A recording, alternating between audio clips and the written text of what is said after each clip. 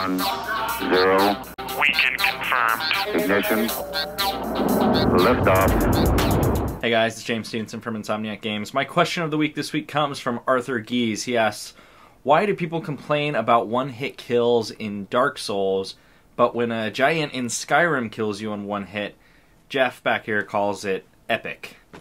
I think the issue with Dark Souls isn't so much one-hit kills or not one-hit kills. I think people usually complain about one-hit kills. In Skyrim, though, at least, you can save right before it happens, and you're not going to lose a ton of progression if you try and fight a giant, or if you accidentally run into one, you probably just fast-traveled. At most, you lose 10, 15 minutes of something you can probably easily redo because you're in the overworld. In Dark Souls, you'll get through, 20 harrowing minutes of a dungeon, and then run into a guy that kills you in one hit, and you've just lost all your progress. And I guess Dark Souls is one of those games, kind of old school, where progress isn't necessarily that you've beaten the level, but that you've been through it so many times that you've mastered it. I think people like that, and they hate that their mastery can end very quickly with something that's super powerful. We had the same issue back on Resistance 2. We had the chameleons, who are these cloaked chimera that you would only hear them coming and maybe see little visual indications, and you had to shoot them with a shotgun right before they would jump out and kill you in one hit.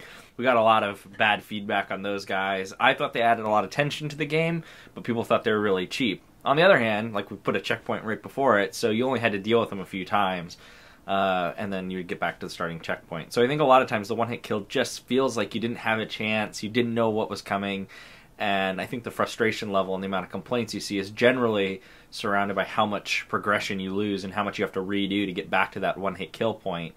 If you think back to NES games, man, there were so many times where you get all the way through a level and then fall into a pit or get killed by a boss, and it was always frustrating to replay that, and I think that's why Dark Souls probably gets so much anger, is because you've put so much time into it and you've just lost everything you did, and now you have to go back and redo it.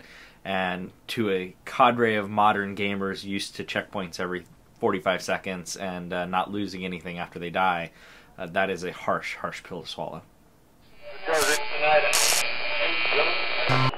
Well, obviously the market in the United States, North America, and Europe are considerably different markets. According to NeoGAF's translation of said information, but it seems to be a does not have any plans to tabletop get into the style handheld market role-playing game, anytime trying soon. to And I know emulate this because I actually D&D, tabletop Phil D&D with Spencer, dice who is one of rolls, the heads of affecting a lot of Studios, your if this was a plan of theirs, and I'm talking combat about and actions that happen in the Guard game, will get very trying to upset simulate about that and say that it's a dumbing down of games, that it's a reduction of things that the PC could be doing. For instance, you've got a keyboard in front of you, you have a lot more controls at your disposal. However, I think a lot of it also just shows that the games are coming together from a design and construction standpoint. So what can the console